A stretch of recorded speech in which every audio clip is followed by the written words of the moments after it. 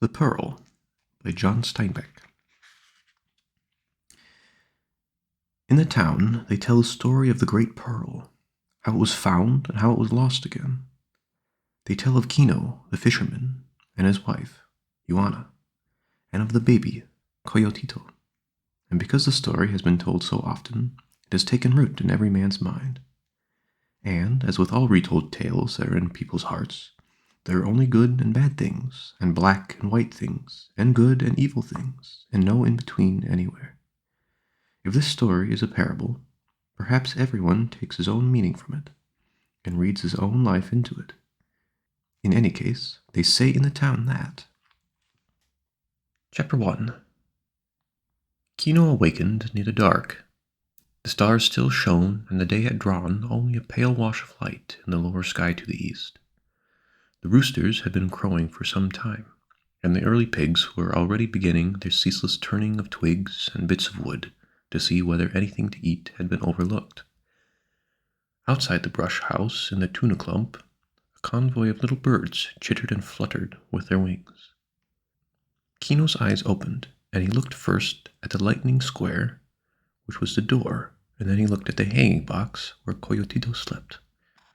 At last he turned his head to Ioana, his wife, who lay beside him on the mat, her blue head shawl over her nose, and over her breasts, and around the small of her back. Ioana's eyes were open too. Kino could never remember seeing them close when he awakened. Her dark eyes made little reflected stars. She was looking at him as she was always looking at him when he awakened. Kino heard the little splash of morning waves on the beach. It was very good. Kino closed his eyes again to listen to his music. Perhaps he alone did this, and perhaps all of his people did it. His people had once been great makers of songs, so that everything they saw or thought or did or heard became a song. That was very long ago. The songs remained. Kino knew them, but no new songs were added.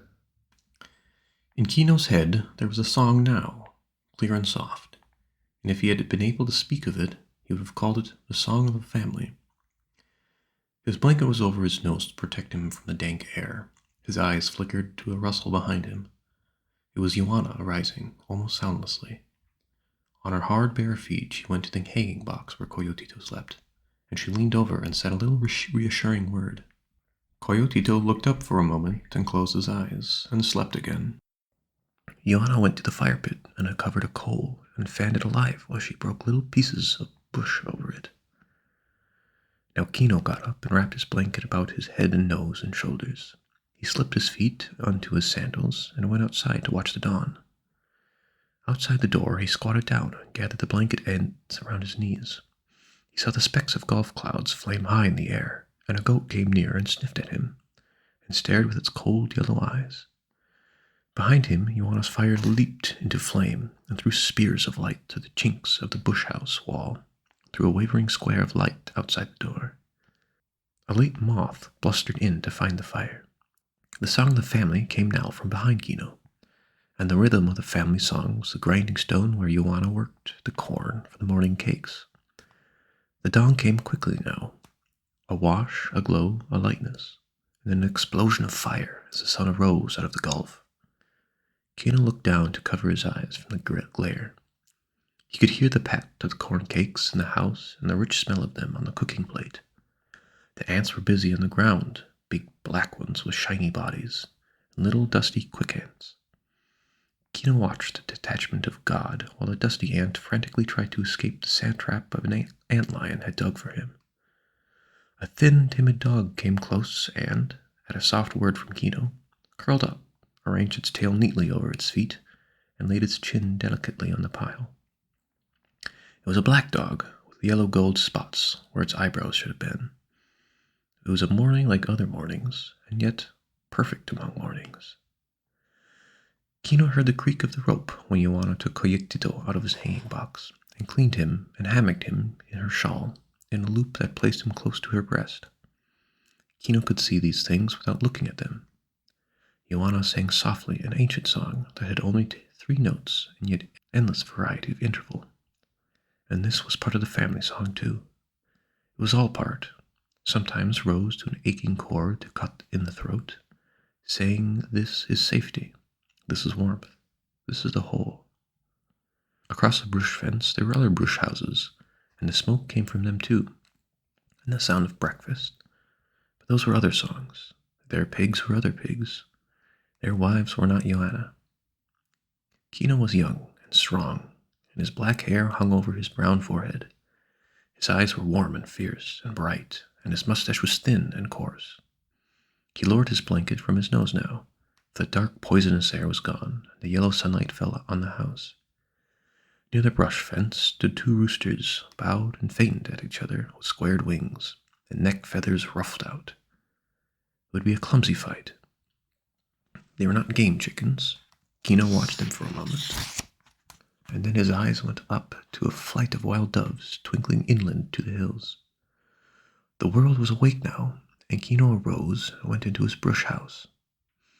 As he came to the door, Joanna stood up from the glowing fire pit. She put Coyotito back in his hanging box.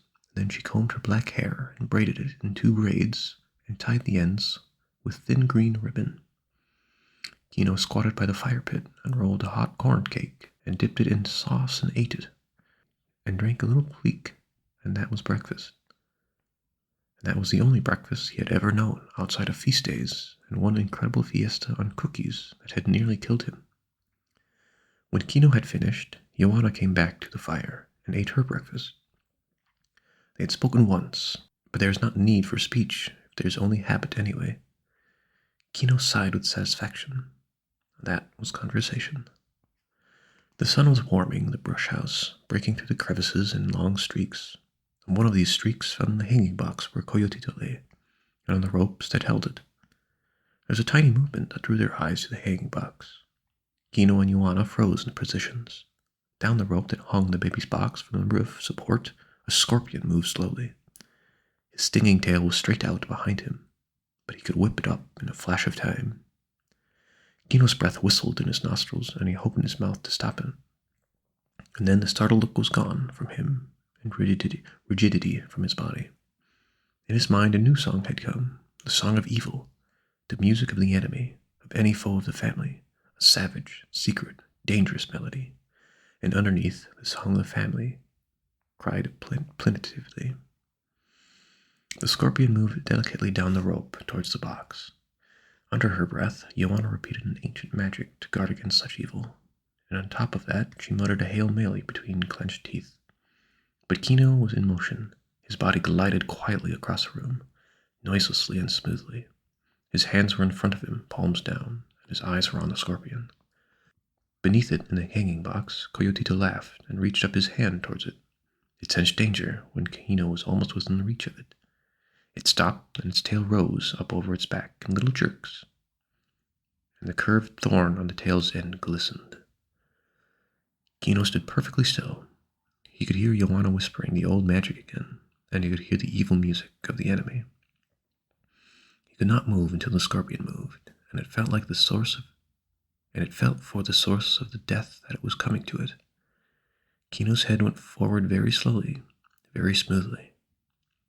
The thorn tail jerked upright, and that moment the laughing Coyotito shook the rope, and the scorpion fell. Kino's hand leaped to catch it, but it fell past his fingers, fell on the baby's shoulder, landed and struck. Then snarling, Kino had it in his fingers, rubbing it into a paste in his hands. He threw it down and beat it to the earth with his fist, and Coyotito screamed with pain in his box. But Kino beat and stamped the enemy until it was only a fragment and a moist place in the dirt. His teeth were bared and fury flared in his eyes, and the song of the enemy roared in his ears. But Joanna had the baby in her arms now. She found the puncture with redness starting from it already.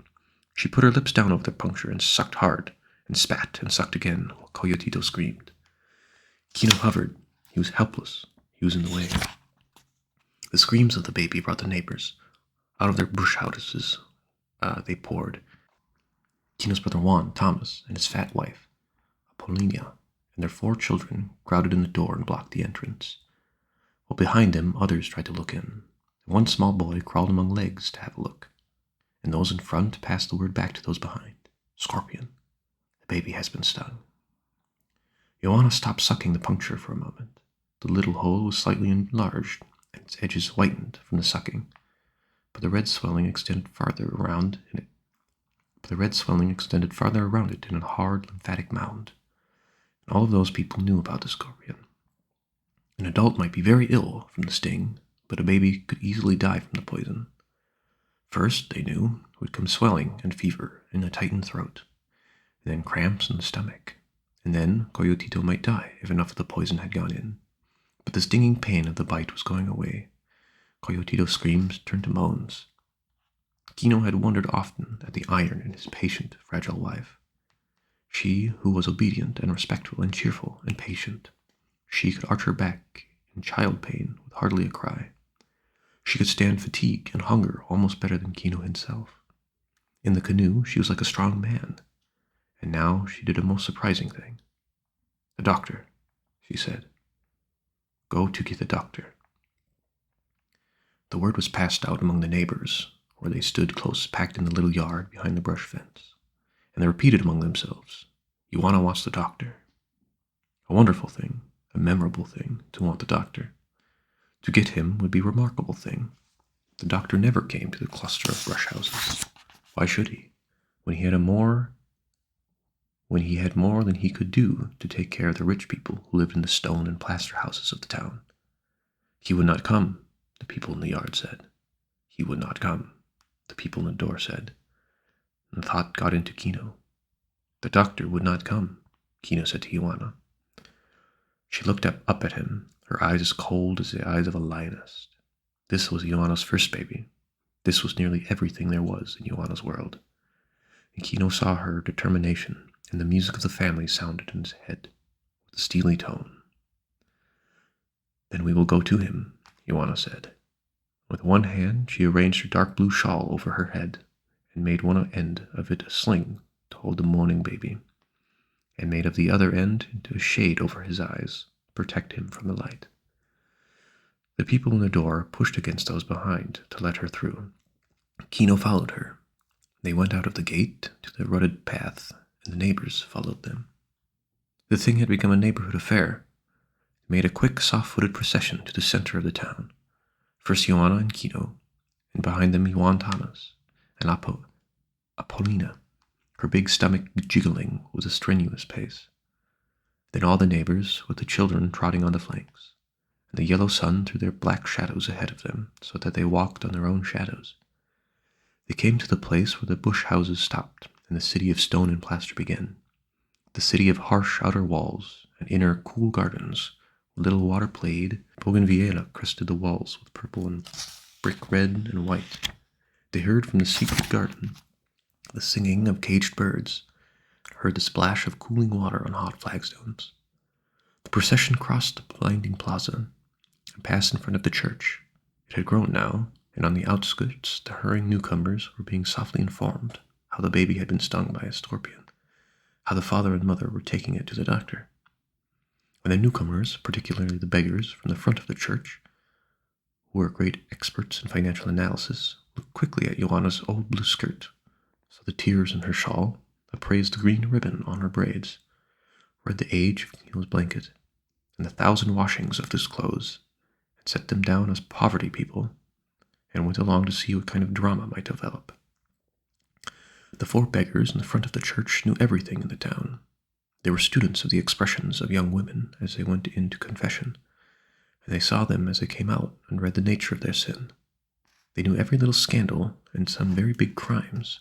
They slept at their posts in the shadow of the church, so that no one crept in for consolation without their knowledge. And they knew the doctor. They knew his ignorance, his cruelty, his avarice, his appetites, his sins. They knew his clumsy abortions and the little brown pennies he gave sparingly for alms. They had seen his corpses go into the church, and since early mass was over and business was slow, they followed the procession, these endless searchers after perfect knowledge for their fellow man, to see what the fat, lazy doctor would do about an indigent baby with a scorpion bite. The scurrying procession came at last to the big gate in the wall of the doctor's house. They could hear the splashing water and the singing of caged birds and the sweep of the long brooms on the flagstones. And they could smell the flame, and they could smell the frying of good bacon from the doctor's house. Kino hesitated a moment. This doctor was not of his people. This doctor was of a race which for nearly 400 years had beaten and starved and robbed and despised Kino's race, and frightened it too, so that the Indian came humbly to the door. And as always, when he came near to one of this race, Kino felt weak and afraid and angry at the same time. Rage and terror went together. He could kill the doctor more easily than he could talk to him, for all of the doctor's race spoke to all of Kino's race as if they were simple animals. And as Kino raised his right hand to the iron ring in the gate, rage swelled in him, and the pounding music of the enemy beat in his ears, and his lips drew tight against his teeth. But with his left hand he reached to take off his hat. The iron ring pounded against the gate. Kino took off his hat and stood waiting.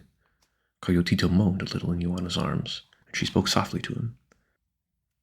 The procession crowded close, the better to see and hear.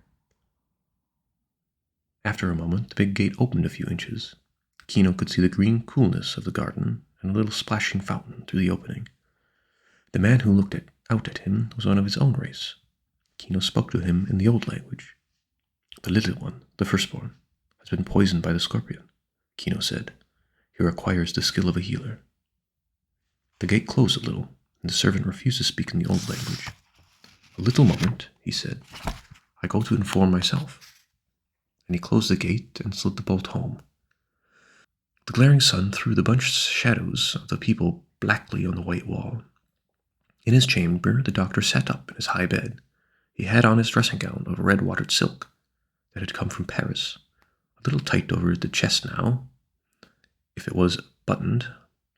On his lap was a silver tray with a silver chocolate pot and a tiny cup of eggshell china, so delicate that it looked silly when he lifted it with his big hand, lifted it with the tips of his thumb and forefinger, and spread the other 3 fingers wide to get them out of the way. His eyes rested in puffy little hammocks of flesh, and his mouth drooped with discontent. He was growing very stout, and his voice was hoarse with the fat that pressed on his own throat. Besides him, on the table was a small oriental gong and a bowl of cigarettes. The furnishings of the room were heavy and dark and gloomy. The pictures were religious, even the large tinted photograph of his dead wife, who, if masses willed and paid for out of their own estate could do it, was in heaven. The doctor had once, for a short time, been a part of the great world, and his whole subsequent life was memory and longing for France. That, he said, was civilized living, by which he meant that on a small income he had been able to keep a mistress and eat in restaurants. He poured a second cup of chocolate and crumbled a sweet biscuit in his fingers. The servant from the gate came to the open door and stood waiting to be noticed. "Yes," said the doctor. "It is a little Indian with a baby. He says a scorpion stung it." The doctor put his cup down gently before he let his anger rise.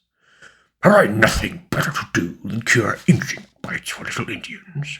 I'm a doctor, not a veterinary." "Yes, patron," said the servant. "Has he any money?" the doctor demanded. "No, they never have any money. I alone in the world am supposed to work for nothing, and I am tired of it. See if he has any money." At the gate the servant opened the door a trifle and looked out at the waiting people. At this time he spoke in the old language. "Have you any money to pay for the treatment?" Now Kino reached into his secret place somewhere under his blanket. He brought a paper folded many times. Crease by crease he unfolded it, until at last there came to view 8 small misshapen seed pearls, as ugly as grays like ulcers, flattened and almost valueless. The servant took the paper and closed the gate again. But this time he was not gone long. He opened the gate just wide enough to pass the paper back. "The doctor has gone out," he said. "He was called to a serious case." And then he shut the gate quickly out of shame. And now a wave of shame went over the whole procession. They melted away. The beggars went back to the church steps, the stragglers moved off, and the neighbors departed so that the public shaming of Kino would not be in their eyes.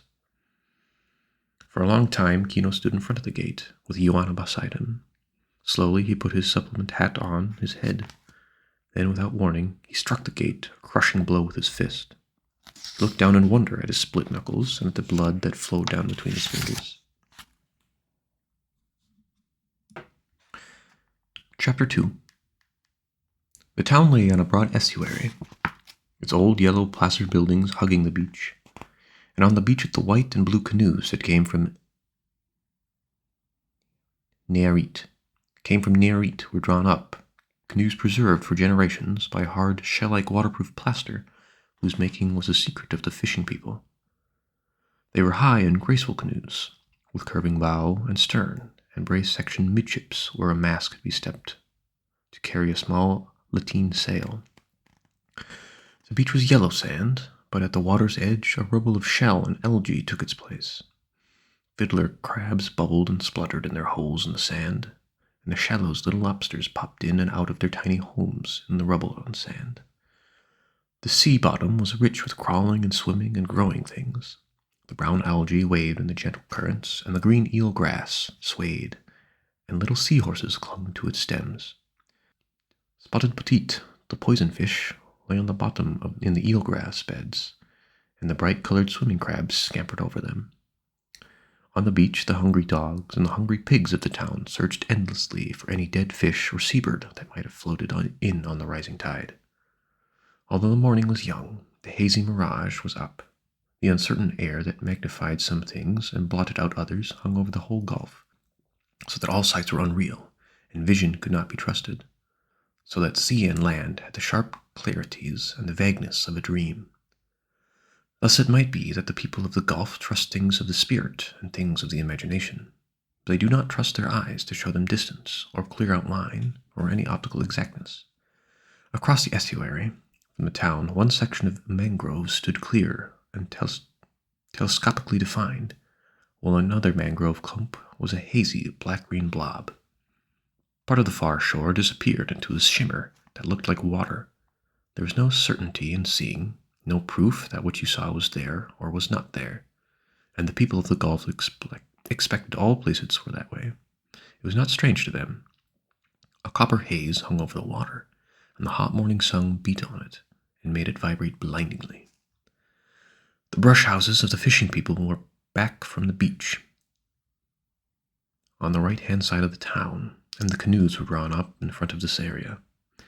Kino and Ioana came slowly down to the beach and to Kino's canoe, which was the only thing of value he owned in the world. It was very old.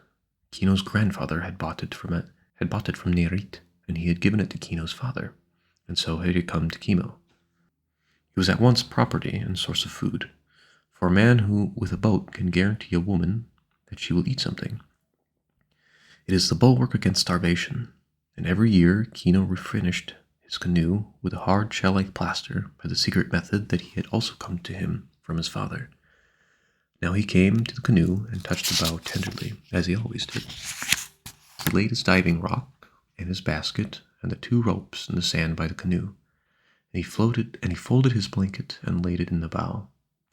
Ioana laid Coyotito on the blanket, and she placed her shawl over him so the hot sun could not shine on him. He was quiet now, but the swelling on his shoulder had continued up his neck and under his ear, and his face was puffed and feverish. Ioana went to the water and waded in. She gathered some brown seaweed and made a flat, damp poultice of it, and this she applied to the baby's swollen shoulder, which was as good as a remedy as any, and probably better than the doctor could have done. But the remedy lacked his authority, because it was simple, and it didn't cost anything. The stomach cramps had not come to Coyotito. Perhaps Ioana had sucked out the poison in time, but she had not sucked out her worry over her firstborn. She had not prayed directly for the recovery of her baby. She had prayed that she might find a pearl with which to hire the doctor to cure the baby, for the minds of the people are as unsubstantial as the mirage of the Gulf. Now Kino and Ioana slid the canoe down to the beach in the water, and when the bow floated, Ioana climbed in, while Kino pushed the stern in and waited beside it until it floated lightly and trembled on the little breaking waves. Then, in coordination, Ioana and Kino drove their double-bladed paddles into the sea, and the canoe creased the water and hissed with speed. The other pearlers were gone out long since. In a few moments, Kino could see them, clustered in the haze, riding over the oyster bed. Light filtered down through the water to the bed where the frilly pearl oysters lay fastened to the rubbly bottom, a bottom strewn with shells of broken, opened oysters. This was the bed that had raised the King of Spain to the great power in Europe in the past years, had helped to pay for his wars, and had decorated the churches for his soul's sake. The gray oysters with ruffles like skirts on the shells, the barnacle-crusted oysters with little bits of weed clinging to the skirts and small crabs climbing over them. An accident could happen to these oysters. A grain of sand could line the folds of muscle and irritate the flesh until the self-protection of the flesh coated the grain with a layer of smooth cement. But once started, the flesh continued to coat the foreign body until it fell free in some tidal flurry, or until the oyster was destroyed. For centuries, men had dived down and torn the oysters from their beds and ripped them open, looking for the coated grains of sand. Swarms of fish lived near the bed to live near the oysters thrown back by the searching men and to nibble at the shining inner shells. But the pearls were accidents, and the finding of one was both luck and a little pat on the back by God, or the gods, or both. Kino had 2 ropes, one tied to a heavy stone and one to a basket. He stripped off his shirt and trousers and laid his hat on the bottom of the canoe. The water was oily smooth. He took his rock in one hand and his basket in the other, and he slipped feet first over the side, and the rock carried him to the bottom. The bubbles rose behind him until the water cleared and he could see. Above the surface of the water was an undulating mirror of brightness. He could see the bottoms of the canoes sticking through it. Kino moved cautiously so that the water would not be obscured with mud or sand. He hooked his foot in the loop on his rock, and his hands worked quickly, tearing the oysters loose, some singly, others in clusters. He laid them in his blanket. In some places the oysters clung to one another so that they came free in lumps. Now Kino's people had sung of everything that happened or existed. They had made songs to the fishes, to the sea in anger, to the sea in calm, to the light and the dark, and the sun and the moon. And the songs were all in Kino and in his people. Every song that had ever been made, even the ones forgotten. And as he filled his basket, the song was in Kino, and the beat of the song was his pounding heart as it ate the oxygen from his held breath. And the melody of the song was gray-green water, and the little scuttling animals, and the clouds of fish that flitted by and were gone. But in the song, there was a little secret inner song, hardly perceptible, but always there, sweet and secret and clinging, almost hiding in the counter-melody. And this was the song of the pearl that might be, for every shell thrown in the basket might contain a pearl. Chance was against it, but luck and the gods might be for it. And in the canoe above him, Kino knew that Ioana was making the magic of prayer, her face set rigid, her muscles hard to force the luck, to tear the luck out of the gods' hands, for she needed the luck for the swollen shoulder of Coyotito, and because the need was great and the desire was great, the little secret melody of the pearl that might be was stronger this morning. Whole phrases of it came clearly and softly into the song of the undersea. Kino, in his pride and youth and strength, could remain down for over 2 minutes without strain, so that he worked deliberately, selecting the largest shells, because they were disturbed. The oyster shells were tightly closed. A little to his right, a hammock of rubbly rock struck up, covered with young oysters not ready to take. Kino moved next to the hammock, and then, beside it, under a little overhang, he saw a very large oyster lying by itself, not covered with its clinging brothers. The shell was partially open. The overhang protected this ancient oyster, and the lip-like muscle, Kino saw the ghostly gleam. And then the shell closed down. His heart beat out a heavy rhythm, and the melody of the maybe pearl shrilled in his ears. Slowly he forced the oyster loose and held it tightly against his breast. He kicked his foot free from the rock loop, and his body rose to the surface, and his black hair gleamed in the sunlight. He reached over the side of the canoe and laid the oyster in the bottom. Then Ioana steadied the boat while he climbed in. His eyes were shining with excitement, but in decency, he pulled up his rock, and then he pulled up his basket of oysters and lifted them in. Ioana sensed his excitement, and she pretended to look away. It is not good to want a thing too much.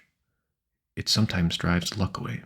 You might want it just enough, and you might be very tactful with God or the gods. But Joanna stopped breathing. Very deliberately, Kino opened his short, strong knife. He looked speculatively at the basket. Perhaps it would be better to open the oyster last. He took a small oyster from the basket, cut the muscle, searched the folds of flesh, and threw it in the water. Then he seemed to see the great oyster for the first time. He squatted in the bottom of the canoe, picked up the shell, and examined it. The flutes were shining black and brown, and only a few small barnacles adhered to the shell. Now Kino was reluctant to open it. What he had seen, he knew, might be a reflection. A piece of flat shell accidentally drifted in, or a complete illusion. In this gulf of uncertain light, there were more illusions than realities. But Joanna's eyes were on him, and she could not wait. She put her hand on Coyotito's covered head. "Open it," she said softly. Kino deftly slipped the knife into the edge of the shell. Through the knife, he could feel the muscle tighten hard. He worked the blade leverwise, and the closing muscle parted, and the shell fell apart. The lip-like flesh writhed up and then subsided. Kino lifted the flesh, and there it lay, the great pearl, perfect as the moon. It captured the light and refined it. It gave it back in silver incandescence. It was as large as a seagull's egg. It was the greatest pearl in the world. Joanna caught her breath and moaned a little, and to Kino the secret melody of the maybe pearl broke clear and beautiful, rich and warm and lovely, glowing and gloating and triumphant. In the surface of the great pearl he could see dream forms. He picked the pearl from the dying flesh and held it in his palm, and he turned it over and saw its curve was perfect. Joanna came near to stare at it in his hand, and it was the hand that he had smashed against the doctor's gate, and the torn flesh of his knuckles was turned grayish-white by the seawater. Instinctively, Joanna went to Coyotito, where he lay on his father's blanket. She lifted the poultice of seaweed and looked at the shoulder. "Kino," she cried shrilly.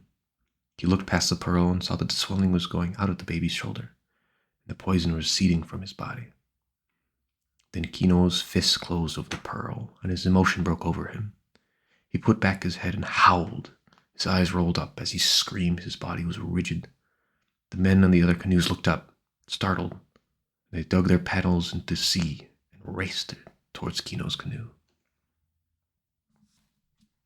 Chapter 3.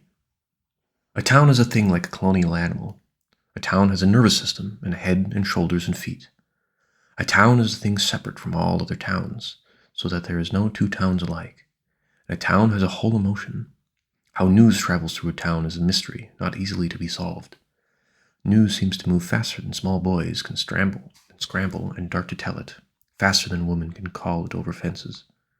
Before Kino and Joanna and the other fishers had come to Kino's bush house, the nerves of the town were pulsing and vibrating with the news. Kino had found the pearl of the world. Before panting little boys could strangle out the words, their mothers knew it. The news swept on past their bush houses and washed into a foaming wave into the town of stone and plaster. It came to the priest walking in his garden, and put a thoughtful look in his eyes, and a memory of certain repairs necessary to the church. He wondered what the pearl would be worth, and he wondered whether he had baptized Kino's baby, or married him for that matter. The news came to the shopkeepers, and they looked at men's clothes they had not sold so well. The news came to the doctor, where he sat with a woman whose illness was age, though neither she nor the doctor would admit it. And when it was made plain who Kino was, the doctor grew stern and judicious at the same time. "He's a client of mine," said the doctor. "I am treating his child for a scorpion sting." And the doctor's eyes rolled up a little in their fat hammocks, and he thought of Paris. He remembered the room he had lived in there as a great and luxurious place, and he remembered the hard-faced woman who had lived with him as a beautiful and kind girl, although she had been none of those three. The doctor looked past his aged patient and saw himself sitting in a restaurant in Paris, and a waiter was just opening a bottle of wine. The news came early to the beggars in front of the church, and made them giggle a little with pleasure, for they knew that there was no almsgiver in the world like a poor man who was suddenly lucky. Kino found the pearl of the world. In the town, in the little offices, sat the men who bought the pearls from the fishers. They waited in the chairs until the pearls came in, and then they cackled and fought and shouted and threatened until they had reached the lowest price the fishermen would stand. But there was a price below which they dared not go, for it happened that the fisherman in despair had given his pearls to the church. And when the buying was over, those buyers sat alone, and their fingers played restlessly with the pearls, and they wished they owned the pearls, for there were not many buyers really. There was only one, and he kept those agents in separate offices to give a semblance of competition. The news came to those men, and their eyes squinted, their fingertips burned a little. Each one thought how the patron could not live forever, and someone had to take his place. And each one thought how with some capital could get a new start. All manner of people grew interested in Kino, people with things to sell and people with favors to ask. Kino had found the pearl of the world. The essence of pearl mixed with the essence of men, and curious dark residue was precipitated. Every man suddenly became related to Kino's pearl, and Kino's pearl went to the dreams, to speculations, to the schemes, the plans, the futures, the wishes, the needs, the lusts, the hungers for everyone. And only one person stood in the way, and that was Kino, so that he became curiously every man's enemy. The news stirred up something infinitely black and evil in the town. The black distillate was like the scorpion, or like the hunger and the smell of food, or like the loneliness when love is withheld. Poison sacks of the town began to manufacture venom, and the town swelled and puffed with the pressure of it. But Kino and Joanna did not know these things, because they were happy and excited. They thought everyone shared their joy. Juan Thomas and Apollina did, and they were the world too. In the afternoon, when the sun had gone over the mountains at the peninsula to sink in the outward sea, Kino squatted in his house with Joanna beside him, and the bush house was crowded with neighbors. Kino held the great pearl in his hand, and it was warm and alive in his hand, and the music of the pearl had merged with the music of the family, so that one beautified the other. The neighbors looked at the pearl in Kino's hand and wondered how such luck could come to any man. And Juan Thomas, who squatted on Kino's right hand because he was his brother, asked, "What will you do now that you have become a rich man?" Kino looked into his pearl, and Joanna cast her eyelashes down and arranged her shawl to cover her face, so that her excitement could not be seen. In the incandescence of the pearl, the pictures formed of the things Kino's mind had considered into the past and had given up as impossible. In the pearl he saw Joanna and Coyotito and himself standing and kneeling on the high altar. They were being married now that they could pay. He spoke softly, "We will be married in the church." In the pearl he saw how they were dressed, Joanna in a shawl stiff with newness and a new skirt, and from under the long skirt Kino could see that she wore shoes. It was in the pearl, the picture glowing there. He himself was dressed in new white clothes, and carried a new hat, not of straw, but of fine black felt, and he too wore shoes, not sandals, but shoes that laced. But Coyotito, he was the one. He wore a blue sailor suit from the United States, and a little yachting cap, such as Kino had seen once when a pleasure boat put into the estuary. All of these things Kino saw in the lucent pearl, and he said, "We will have new clothes." And the music of the pearl rose like a chorus of trumpets in his ears, and then to the lovely gray surface of the pearl came the little things that Kino wanted. A harpoon to take the place of one lost a year ago, a new harpoon of iron with a ring in the end of the shaft, and, his mind could hardly make it the leap, a rifle. But why not, since he was so rich? And Kino saw Kino in the pearl, holding a Winchester carbine. It was the wildest daydreaming and very pleasant. His lips moved hesitantly over his. "A rifle," he said. "Perhaps a rifle."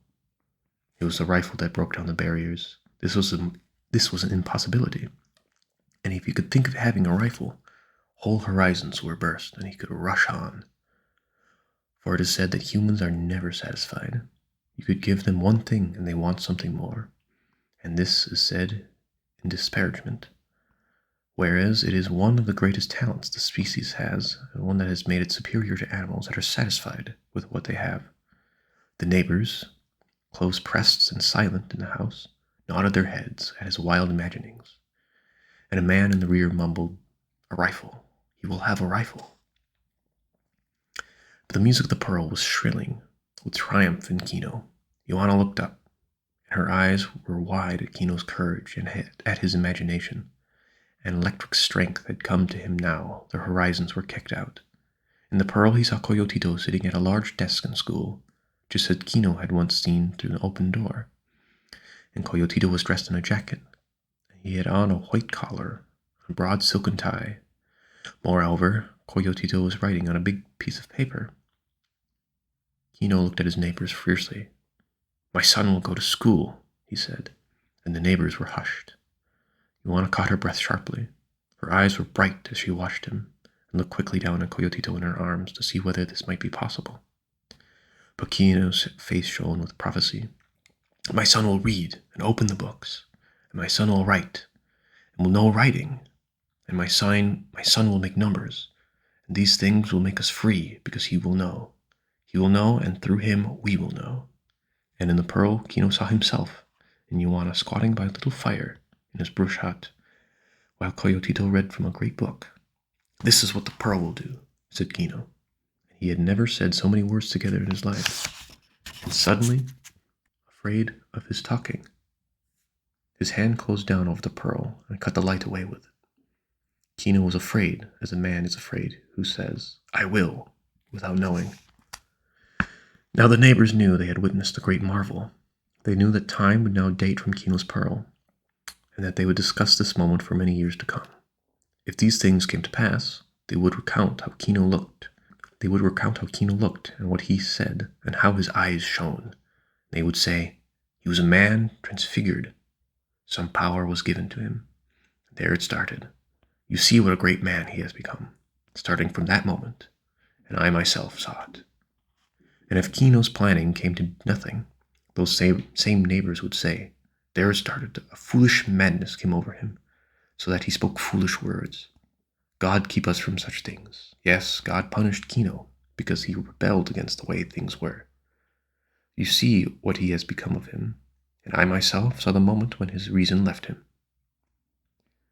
Kino looked down at his closed hand, and the knuckles were scabbed over and tight where he had struck the gate. Now the dusk was coming, and Joanna looped her shawl under the baby so that he hung against her hip. She went to the fire hole and dug a coal from the ashes, and broke a few twigs over it and fanned the flame alive. The little flames danced on the faces of the neighbors. They knew that they should go to their own dinners, but they were reluctant to leave. Dark was almost in, and Joanna's fire threw shadows on the brush walls when the whisper came in, passed from mouth to mouth. "The father is coming. The priest is coming." The men uncovered their heads and stepped back from the door. The women gathered their shawls about their faces and cast down their eyes. Kino and Johann, Thomas, his brother, stood up. The priest came in, a graying, aging man with an old skin and a young, sharp eye. Children, he considered these people, and he treated them like children. "Kino," he said softly, "thou art named after a great man, and a great father of the church." He made it sound like a benediction. "Thy namesake tamed the desert and sweetened the minds of thy people. Didst thou know that? It is in the books." Kino looked quickly down at Coyotito's head, where he hung on Joanna's hip. Some day, his mind said, that boy would know what things were in the books and what things were not. The music had gone out of Kino's head, but now, thinly, slowly, the melody of the morning, the music of the enemy sounded, but it was faint and weak, and Kino looked at his neighbors to see who might have brought this song in. But the priest was speaking again. "It has come to me that thou hast found a great fortune, a great pearl." Kino opened his hand and held it out.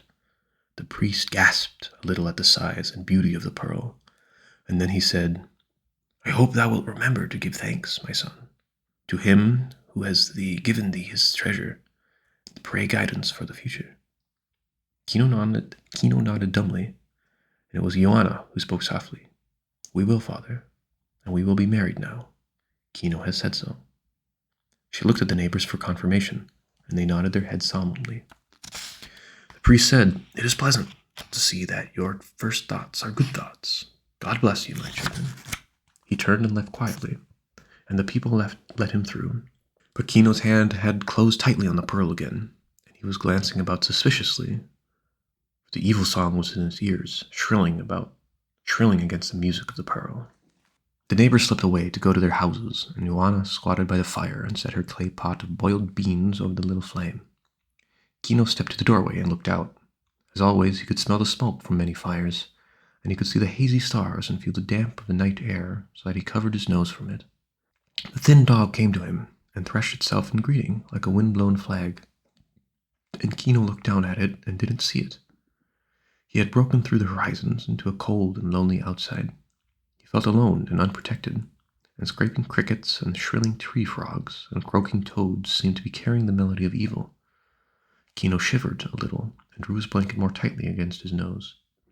He carried the pearl still in his hand, tightly closed in his palm, and it was warm and smooth against his skin.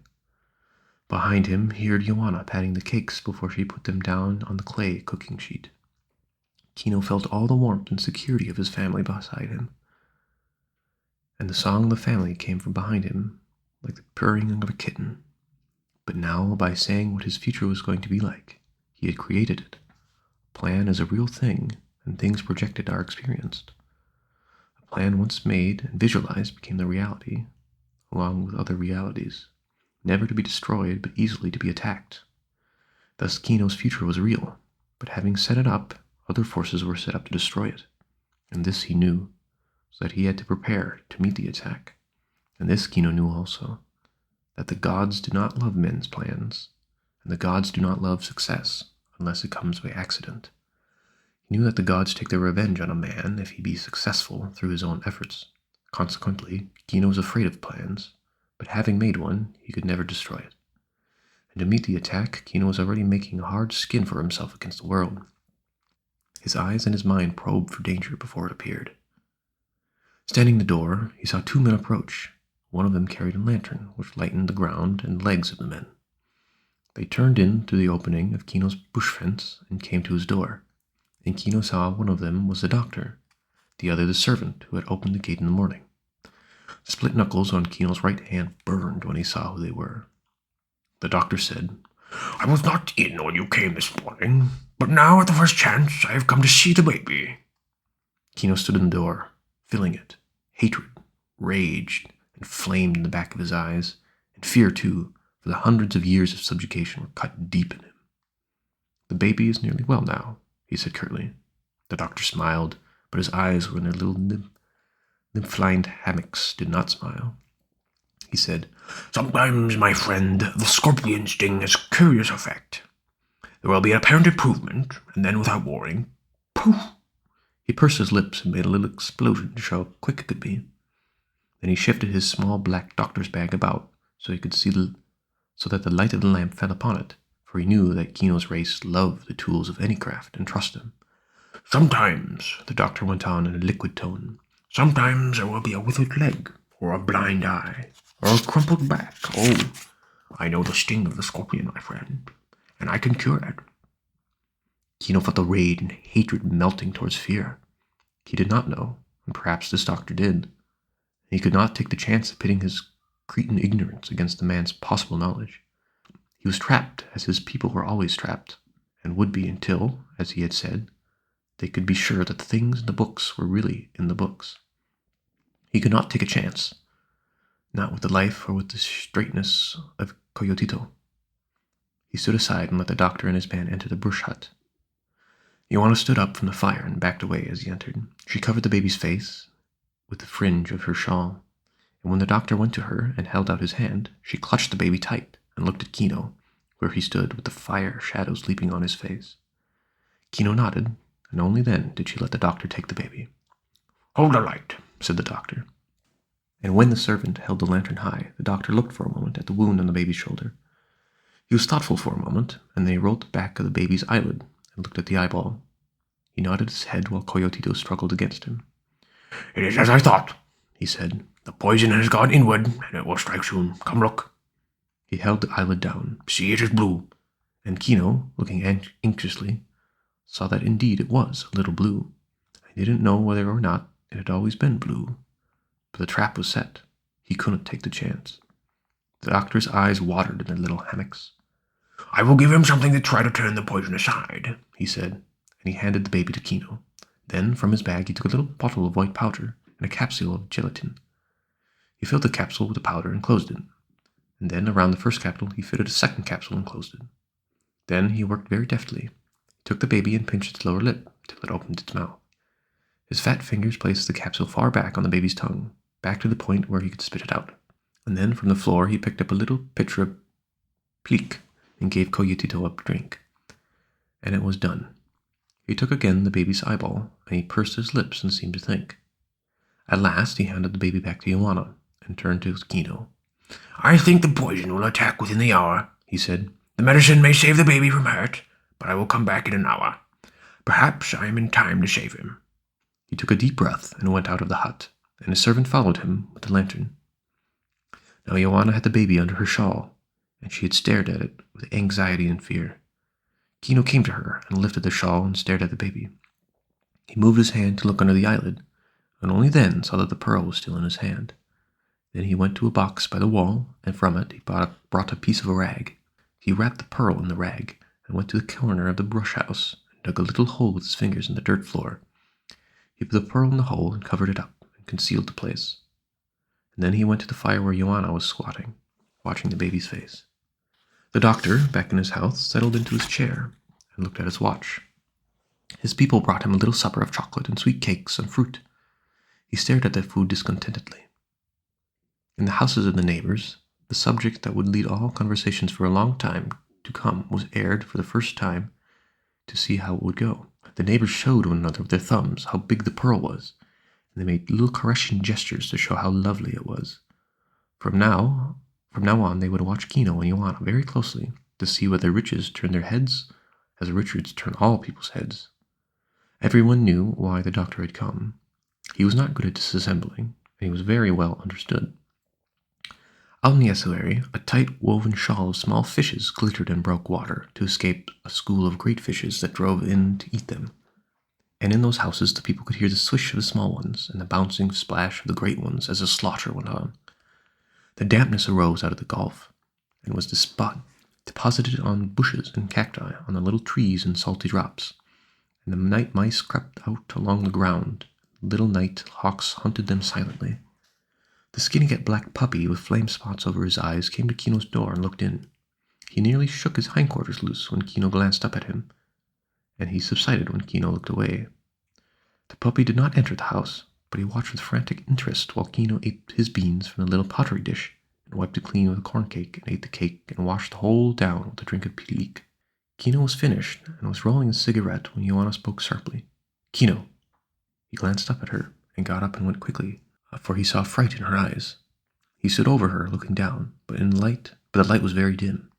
He kicked a pile of twigs into the fire to make it blaze, and then he could see the face of Coyotito. The baby's flesh was flushed, and his throat was working, and a little thick drool of saliva issued from his lips. The spasm of the stomach muscles began, and the baby was very sick. Kino knelt beside his wife. So the doctor knew, he said, but he said it for himself as well as for his wife, for his mind was hard and suspicious, and he was remembering the white powder. Joanna walked from side to side and moaned out the little song of the family, as though it could ward off the danger, and the baby vomited and writhed in her arms. Now uncertainty was in Kino, and the music of evil throbbed in his head, and nearly drove out Joanna's song. The doctor finished his chocolate and nibbled little fallen pieces of sweet cake. He brushed his finger on a napkin, looked at his watch, arose, and took up his little bag. The news of the baby's illness traveled quickly among the brush houses, for sickness is second only to hunger as the enemy of poor people, and some people spoke softly. Luck, you see, brings bitter friends. And they nodded and got up to go to Kino's house. The neighbors scuttled with covered noses through the dark until they crowded into Kino's house again. They stood and gazed as they made little comments in sadness that this should happen at a time of joy. And they said, all things are in God's hands. The old woman squatted down beside Joanna to try her aid if they could, and comfort her if they could not. Then the doctor hurried in, followed by his man. He scattered the old woman like chickens, took the baby, and examined it, and felt its head. The poison has worked, he said. I think I can defeat it, but I will try my best. He asked for water, and in the cup of it he put 3 drops of ammonia, and he pried open the baby's mouth and poured it down. The baby spluttered and screeched under the treatment, and Joanna watched him with haunted eyes. The doctor spoke a little as he worked. "It is lucky that I know about the poison of the scorpion, otherwise—" He shrugged to show what could have happened. But Kino was suspicious. He could not take his eyes from the doctor's open bag, and from the bottle of white powder there. Gradually the spasms subsided. The baby relaxed from the doctor's hands, and Coyotito sighed deeply and went to sleep, for he was very tired with vomiting. The doctor put the baby in Joanna's arms. "You will get well now," he said. "I have won the fight." And Joanna looked at him with adoration. The doctor was closing his bag now. He said, "When do you think you can pay this bill?" He said it even kindly. "When I have sold my pearl, I will pay you," Kino said. "You have a pearl? A good pearl?" the doctor asked with interest. And the chorus of neighbors broke in. "He has found the pearl of the world," they cried, and they joined the forefinger and thumb to show how great the pearl was. "Kino will be a rich man," they clamored. "It is a pearl such as one has never seen." The doctor looked surprised. "I have not heard of it. Do you keep this pearl in a safe place? Perhaps you would like to put it in my safe." Kino's eyes were hooded now. His cheeks were drawn taut. "I have it secure," he said. "Tomorrow I will sell it, and then I will pay you." The doctor shrugged, and his wet eyes never left Kino's eyes. He knew the pearl would be buried in this house. He thought Kino might look towards the place where it was buried. "Yeah, it would be a shame to have it stolen before you could sell it," the doctor said. He saw Kino's eyes flick involuntarily to the floor, near the side post of the brush house. When the doctor had gone, all the neighbors had reluctantly returned to their houses. Kino squatted beside the little glowing coals in the fire hole and listened to the night sound, the soft sweep of the little waves on the shore, and the distant barking of dogs, the creeping of the breeze to the brush house roof, and the soft speech of his neighbors in their houses in the village. For those people do not sleep soundly all night. They awaken at intervals, and talk a little, and then go to sleep again. After a while, Kino got up and went to the door of his house. He smelled the breeze, and he listened for any foreign sound of security or creeping, and his eyes searched the darkness, for the music of evil was sounding in his head, and he was fierce and afraid. After he had probed the night with his senses, he went to the place by the side-post where the pearl was buried. He took it up and brought it to his sleeping mat, and under his sleeping mat he dug another little hole in the dirt floor, and buried the pearl and covered it up again. And Joanna, sitting by the fire hole, watched him with questioning eyes. And when he had buried his pearl, she asked, "Who do you fear?" Kino searched for a true answer, and at last he said, "Everyone," and he could feel a shell of hardness drawing over him. After a while they lay down together on the sleeping mat, and Joanna did not put the baby in his box at night, but cradled him in her arms, and covered his face with her head shawl. But the last light went out of the embers in the fire hole, and Kino's brain burned. Even during his sleep, he dreamed that Coyotito could read, and that one of his own people could tell him the truth of things. And in his dream, Coyotito was reading from a book as large as a house, with letters as big as dogs, and words galloped and played in the book. And then darkness spread over the page, and with the darkness came the music of evil again, and Kino stirred in his sleep. And when he stirred, Joanna's eyes opened in the darkness. Then Kino awakened, with the evil music pulsing in him, and he lay in the darkness with ears alert. Then from the corner of the house came a sound so soft it might have been simply a thought, a little furtive movement, a touch of foot on earth, almost inaudible purr of controlled breathing. Kino held his breath to listen, and he knew that whatever dark thing was in his house was holding its breath too, to listen. For a time no sound at all came from the corner of the bush house. Then Kino might have thought he had imagined the sound, but Joanna's hand came creeping over to him in warning.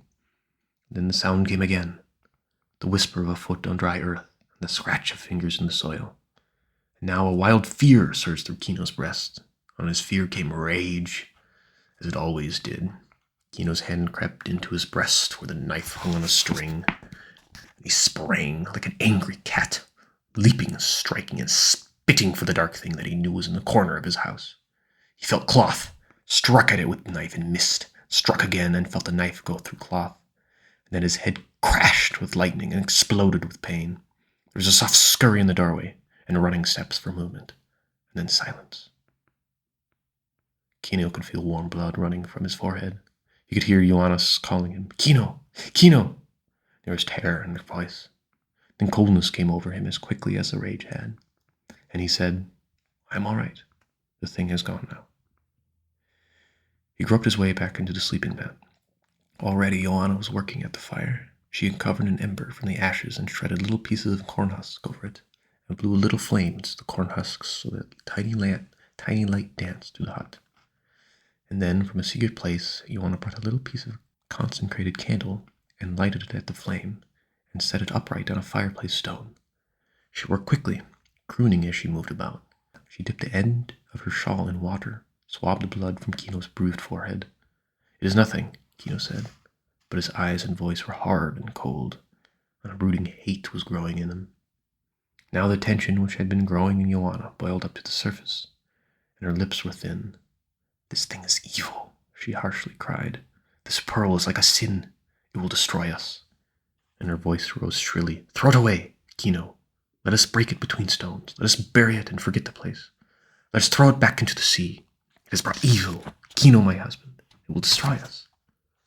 In the firelight, her lips and her eyes were alive with her fear. But Kino's face was set, and his mind and his will were set. This is our one chance, he said. Our son must go to school. We must break out of this pot that holds us in. It will destroy us, Joanna cried, even our son. Hush, said Kino. Do not speak any more. In the morning we will sell the pearl, and then the evil will be gone, and only good will remain. Now hush, my wife. His dark eyes scowled into the little fire, for it was the first time he knew that his knife was still in his hands. He raised the blade and looked at it, and saw a little line of blood on the steel. For a moment he seemed about to wipe the blade on his trousers, but then he plunged the knife into the earth, and so cleansed it. The distant roosters began to crow, and the air changed, and the dawn was coming. The wind of the morning ruffled the water of the estuary, and whispered to the mangroves. The little waves beat on the rubbly beach with increased tempo. Kino raised the sleeping mat and dug up his pearl and put it in front of him and stared at it. The beauty of the pearl, winking and glimmering in the light of the little candle, cozened his brain with its beauty. So lovely it was, so soft, its own music came from it, its music of promise and delight, its guarantee of the future, of comfort, of security. Its warmless sense promised a potence against illness and a will against insult. It closed the door on hunger, and as he stared at it, Kino's eyes softened and his face relaxed. He could see the little image of the consecrated candle reflected in the soft surface of the pearl, and he heard again in his ears the lovely music of the undersea, the tone of the diffused green light of the sea bottom. Joanna, glancing secretly at him, saw him smile, and because they were in some way one thing and one purpose, she smiled with him. They began this day with hope.